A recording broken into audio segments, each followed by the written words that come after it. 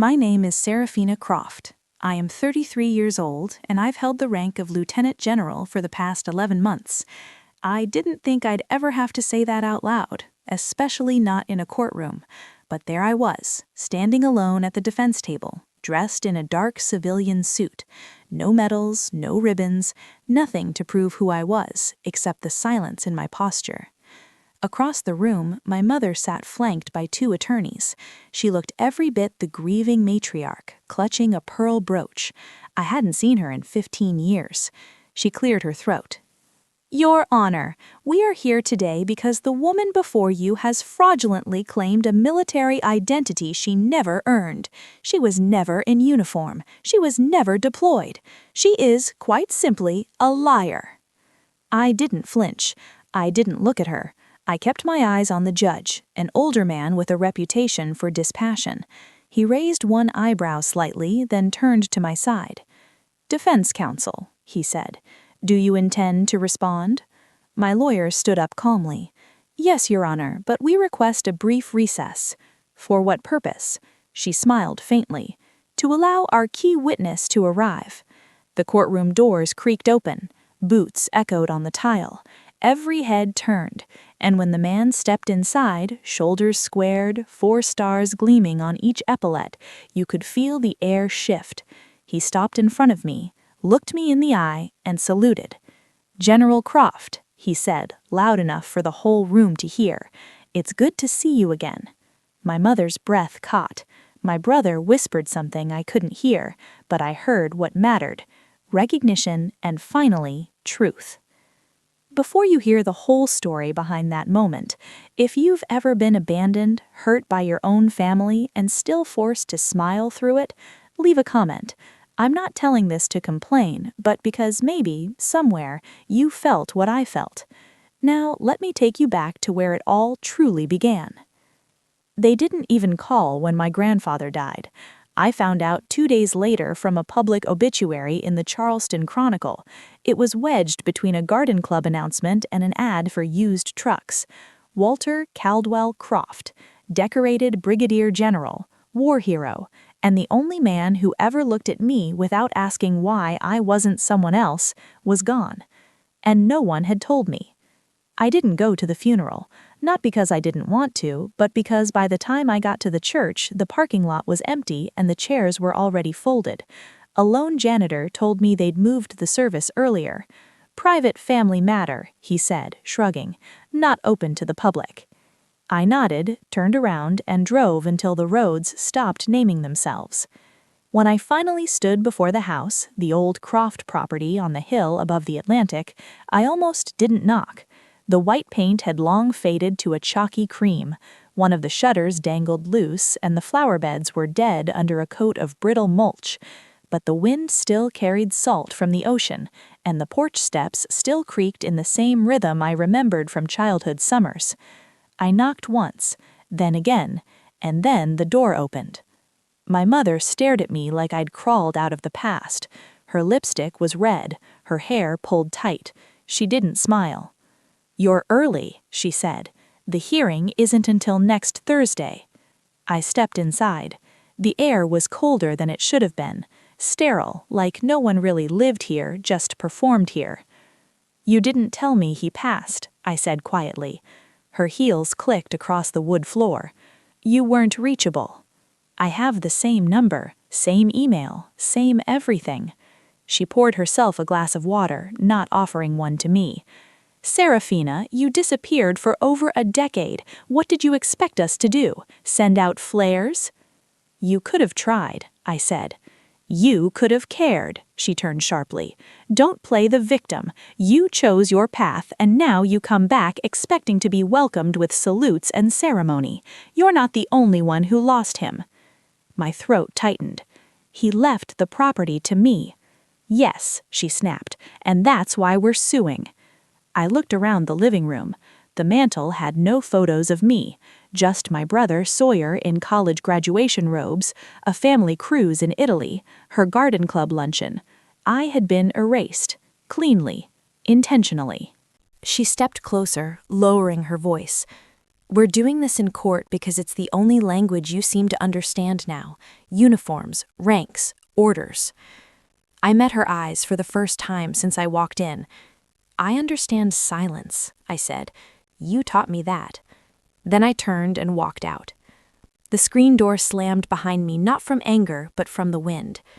Back in the car, I stared at the house for a long moment. This wasn't a home, it was a performance, and soon the curtain would rise on a courtroom they thought they controlled. But I didn't need applause. I just needed the truth to be seen, finally and without apology. The summons arrived by courier. No letter, no explanation, just thick paper with embossed headings and the name Sawyer Croft typed beneath plaintiff. My brother, my blood, he was the one filing suit. Alongside my mother, they alleged that I had willfully and systematically misrepresented my military status for the purpose of financial gain, a statement that looked clean and official on paper, but reeked of betrayal. They claimed I was never in uniform, that I'd fabricated a decade of service, fake deployment credentials, even doctored photographs to insert myself into briefings and award ceremonies. They argued that my supposed career was an elaborate con designed to manipulate our grandfather into signing over his property before he died. Reading it felt like choking on ice water, cold, sharp, and slow to kill. I forwarded the documents to my attorney, Vivian Thorne, a woman who'd defended intelligence officers in harder rooms than this one. She didn't flinch when she read them, just flipped the last page, looked up, and asked, "Do you want to countersue?" "No," I said. "Let them think they're winning." She studied me for a second, then leaned back. "Then we'll go silent. No press, no interviews. But you'll need to testify." "I won't need to," I said. "Someone else will speak." We both knew what I meant. The court date landed on a Wednesday morning. Rain threatened on the horizon, but never quite arrived. I wore black slacks, a navy blouse, and no makeup. I didn't need to look like a general, I just needed to look like someone with nothing left to prove. The courtroom buzzed with the energy of false certainty. My mother had brought 2 lawyers. Sawyer brought one, younger and eager, still wearing the shine of ambition in his shoes. They didn't look at me, they didn't have to. They thought the case was already over. The judge, a man in his 60s with a dry voice and no tolerance for performance, asked both sides for opening statements. My mother's lawyer stood first. He began with a smile. "This is a case about truth, about the preservation of a family legacy from falsehood. The plaintiff, Sawyer Croft, seeks not money but clarity. His sister, the defendant, has claimed for years to be a military officer, and yet there is no service record, no graduation certificate from West Point, no public record of enlistment." He paused for effect. "Because it doesn't exist." He turned to the judge again. "Your Honor, this is not just a deceit, it's identity theft against the United States Army." Vivian didn't rise. She didn't even blink. She simply said, "We request a short recess, Your Honor. Our key witness is arriving shortly." My mother's lawyer scoffed. "A witness to fiction." The judge considered for a moment. "You have 10 minutes." I didn't move. I didn't need to.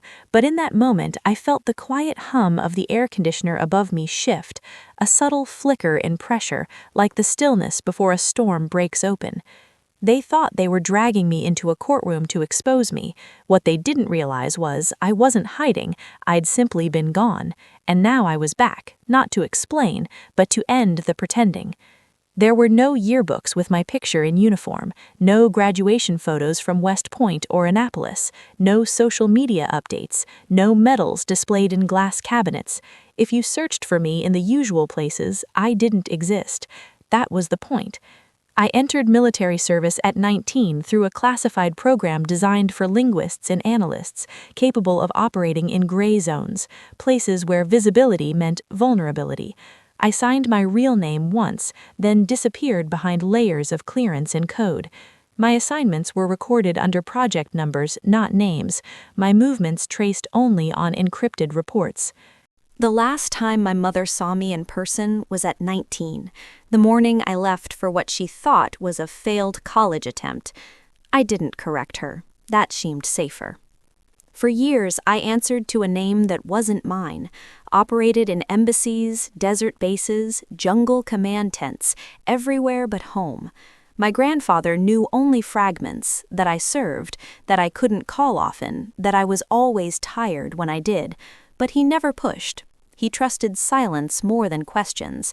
I never told him how many times I wanted to come home and didn't, how many nights I stood on foreign rooftops with a headset and a decision no one else wanted to make, or how many times I stared at a burner phone and wondered if anyone would answer if I dialed.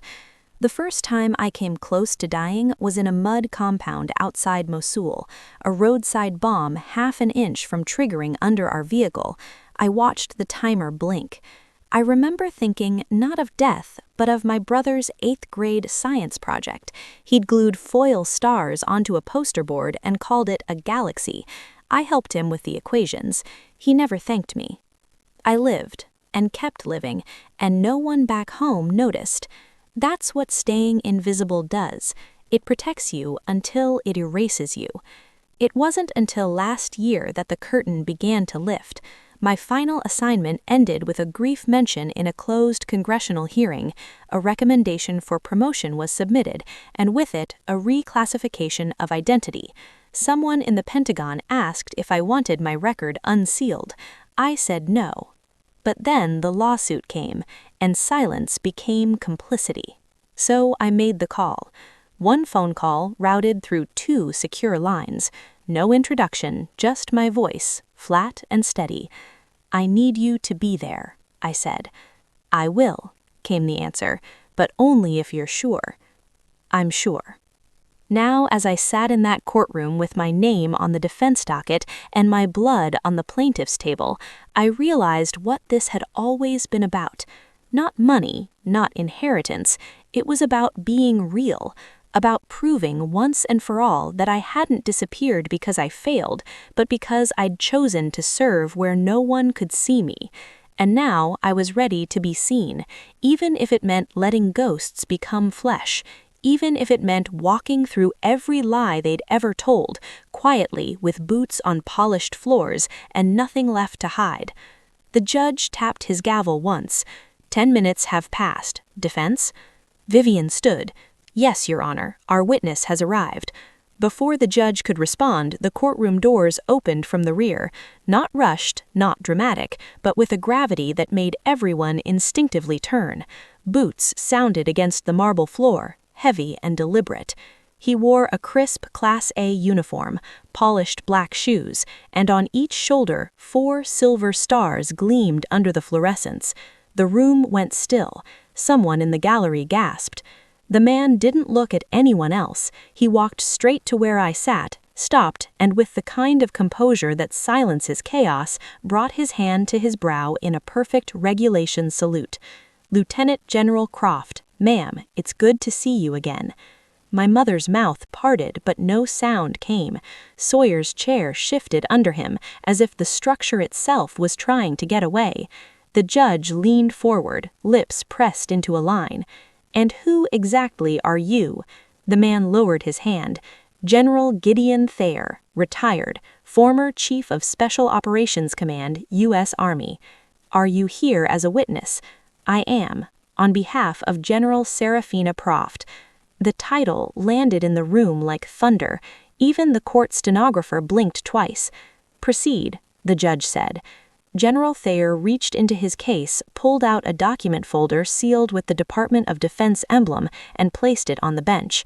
Contained within are the redacted service records, citations, and deployment logs of General Croft. As her commanding officer for 6 years, I can attest to her authenticity, her contributions to national security, and the classified nature of her service. She was promoted to Lieutenant General after completing an operation that prevented the destabilization of a major Allied government. I supervised the declassification request personally. He paused, turning to face the courtroom. Everything about this woman has been buried under layers of security to protect this country, not to hide, not to deceive, but to serve. He looked at my mother. And I'll say this plainly. I've buried men with fewer stars than she earned. And she didn't inherit them. She bled for them. Silence clung to the walls like fog. The judge nodded once, then turned to the plaintiff's bench. Would the plaintiff like to respond? My mother tried to speak. Her lawyer whispered frantically, but she said nothing. Her lips moved, but whatever words she formed didn't land. Sawyer didn't look up.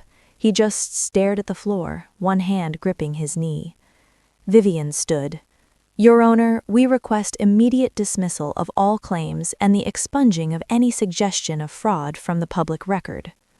Granted, the judge said. Gavel, sharp, final. I exhaled for the first time in days, not in victory, not in vindication, just in release.